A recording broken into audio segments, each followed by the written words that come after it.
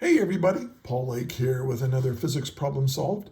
This is the channel where I solve the physics homework problems provided to me by my tutoring clients. See the description below for a way to get in contact with me if you need a private tutor. My rates are reasonable and I'm pretty good at this. And if you find this helpful, please like this video, share it, subscribe to the channel if you're a student or a teacher of physics. And let's get to today's problem. It's a momentum problem. I call it a bowling ball hits a pin. So it involves the following concepts. We're going to involve the impulse momentum theorem, which I'll review and discuss. It involves Newton's third law. And this is a good problem to do because this problem will kind of introduce the concepts of conservation of momentum during a collision. This problem is designed to be a problem where you haven't been taught that yet, but this problem will teach it to you. And so when you get to that, it should be your next topic in your physics class if you're doing this problem. So anyway, we'll figure that out. Let's read through today's problem. It says the graph below shows the force a bowling ball applies to a bowling pin.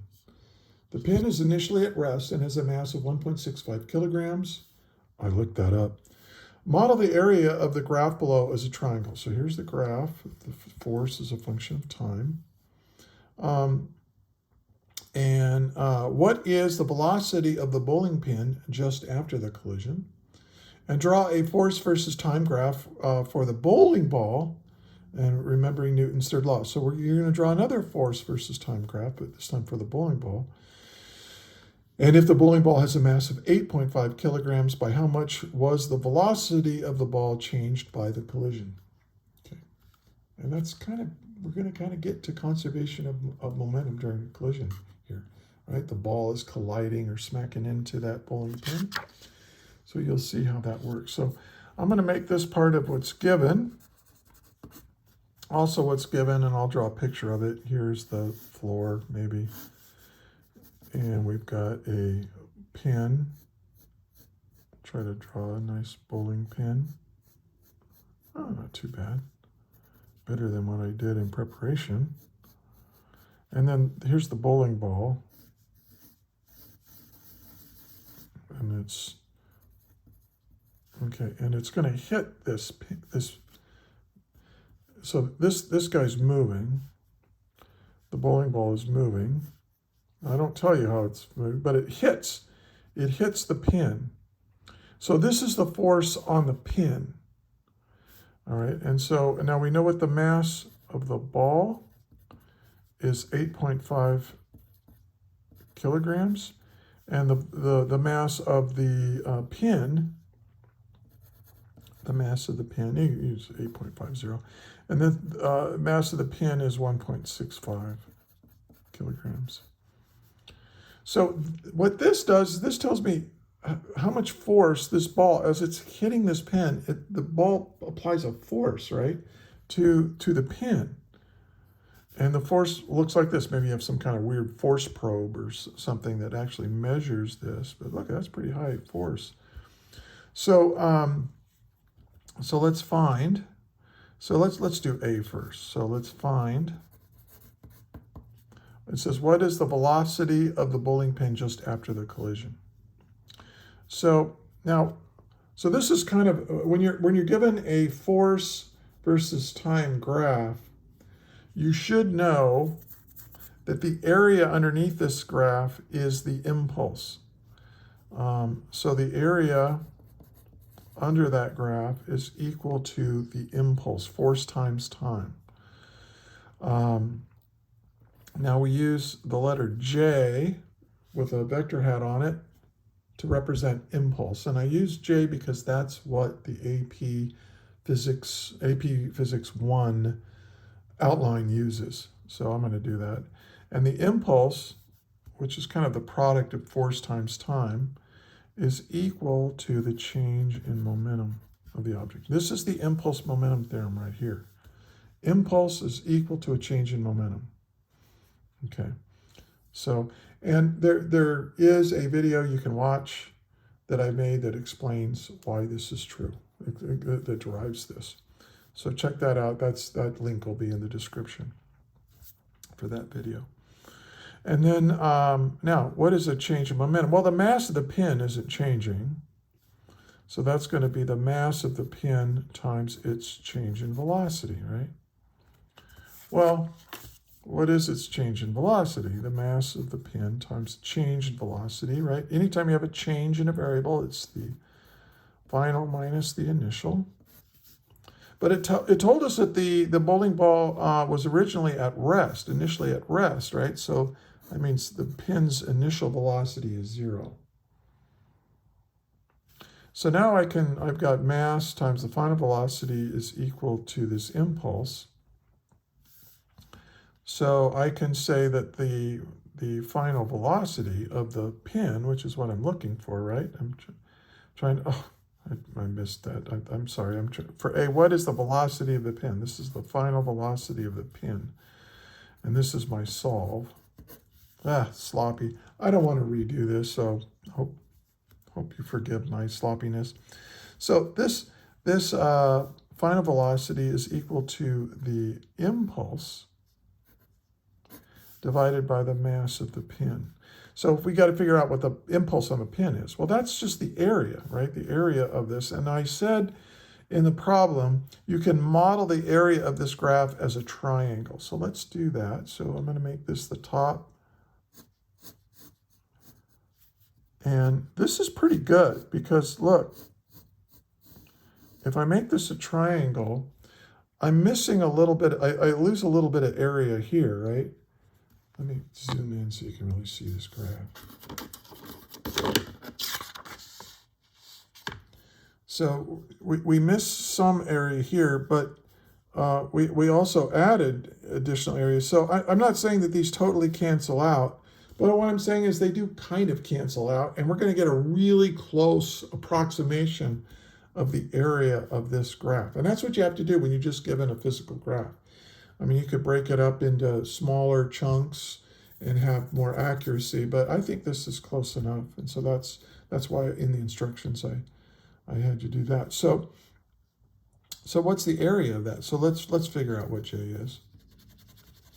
So J is equal, well, the area of a triangle is 1/2 the base. Now, what is the base?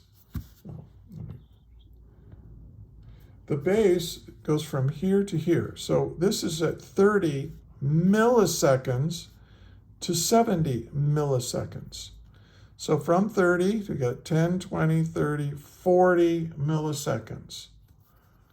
So the base is 40 milliseconds. Well, what is milli?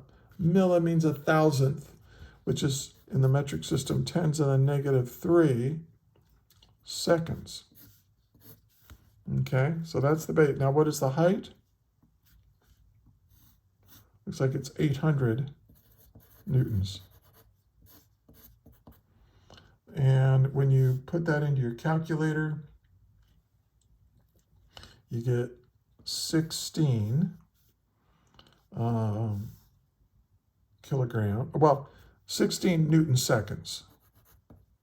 Okay. Now remember that a Newton second, and here's where it is also a change in, well, I'll save it as Newton seconds. So now we can plug that in here.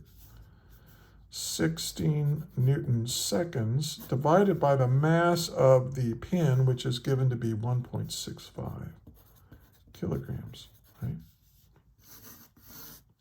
That's what we got that. So,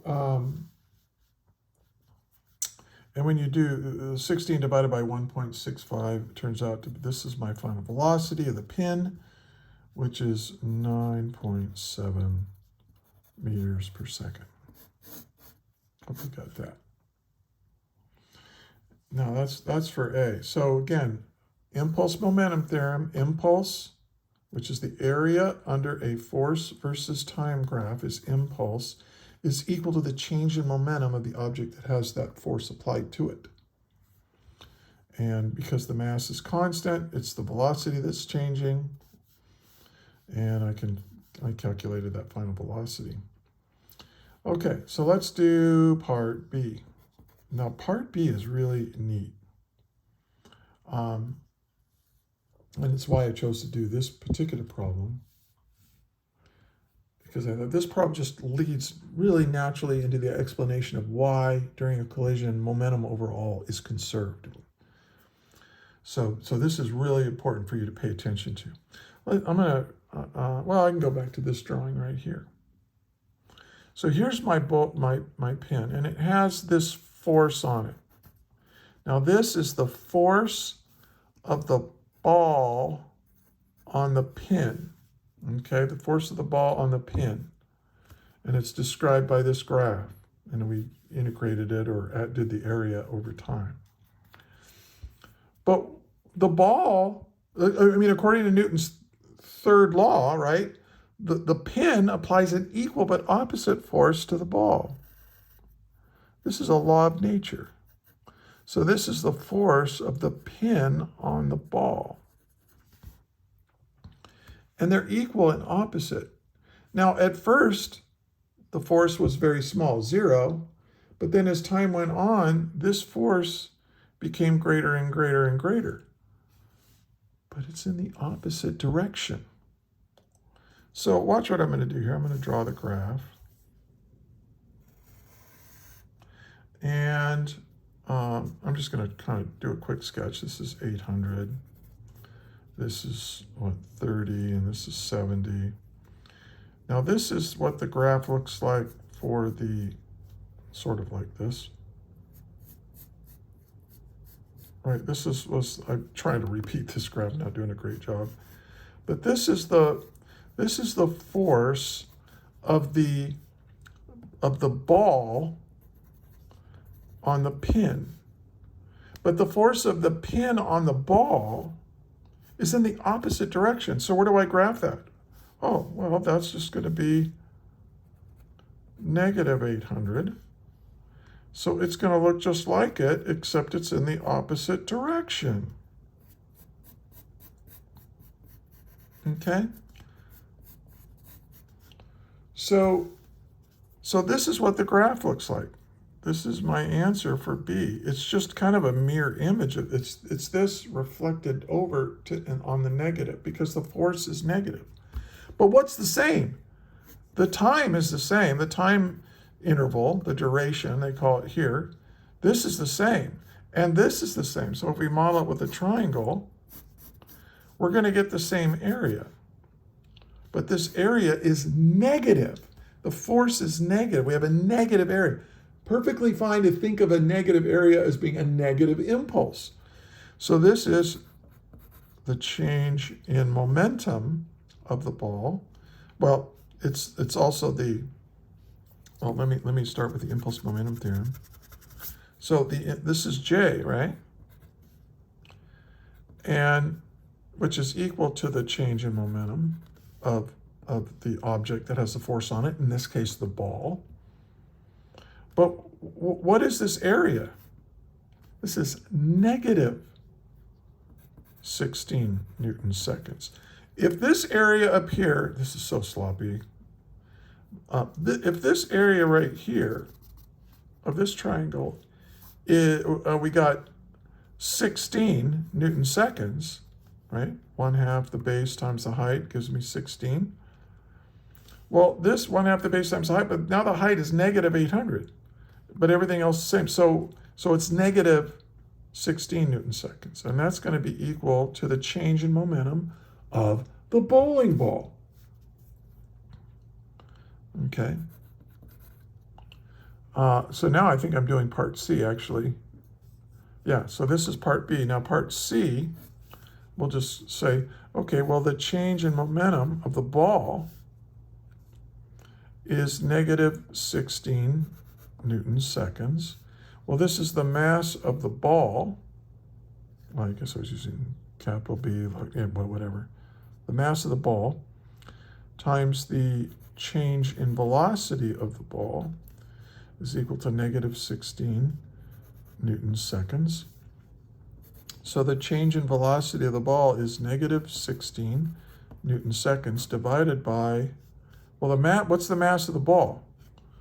It's given to be 8.5 kilograms. Now one thing, I meant to do that over here. What if you have a Newton? We have a Newton second divided by a kilogram. Well, remember what a Newton is. Well, this is negative 1.88 meters. Well, let's do the units for this. A Newton, what is a Newton? Well, a Newton is force equals mass times acceleration. So a Newton is mass times acceleration, meters per second squared. But we're multiplying that times seconds, and we're dividing by kilograms. So the kilogram cancels the kilogram, the second cancels the second squared, and I'm left with meters per second, which is what I want, right? That's a change in velocity.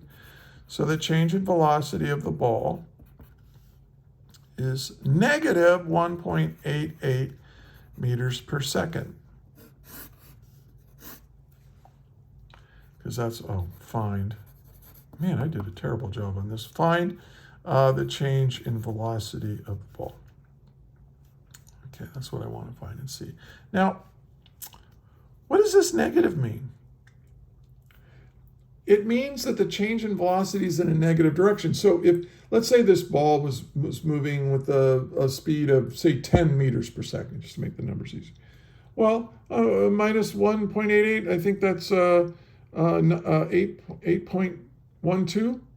So the final velocity would be 1.88 meters per second less than its initial speed. Now, they didn't give us the initial speed, so you cannot find the final speed of the bowling ball. There's not enough information. You need to know what the initial velocity of the bowling ball is to get the final velocity of the bowling ball. But I didn't ask for the final velocity of the bowling ball. Okay, so this is the final velocity. So anyway, and here is how this problem introduces conservation during a collision. Notice that this area and this area are the same. Now, why are these areas have to be the same?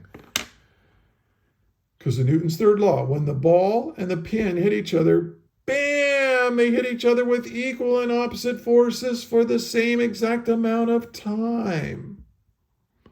So since the forces are equal and opposite for the same amount of time, this area is the same as this area. This impulse is the same as this impulse, but this is to the right. It's in the positive direction. This is to the left. So what happens when I add these two together? I get 0. So here's what this means. If I include both of these objects as my system, if I say, okay, these are the two objects, and there's no net force coming from outside of my system, right? You say, well, wait a minute, there's normal force here. Yeah, but there's gravity pulling them down, but there's normal forces pulling them up. So those forces cancel out. The only two forces that are involved in here are these internal forces to my system. If I make the ball and the bowling pin my system, there's no net outside force. These two forces are inside my system, and they're equal and opposite, so they cancel each other out.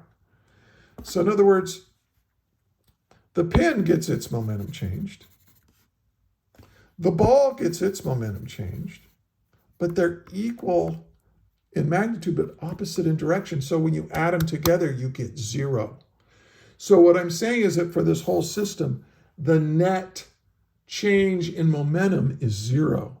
So that means the initial momentum of the system is equal to the final momentum of the system, and that's conservation of momentum. Now I'm going to do a lecture on that later on, and I'll have more example problems for that coming up in later videos. But that's kind of the point of this. Hey, if you found this helpful, please give it a like, share it, and subscribe to the channel. I'm trying to do this. I'm an old retired high school physics teacher, but I love teaching this stuff, and so that's why I'm doing it for you. So anyway, check out the description for more information, and that's it for this one. So thank you for listening, and until next time, may the net force be with you. always. That is all.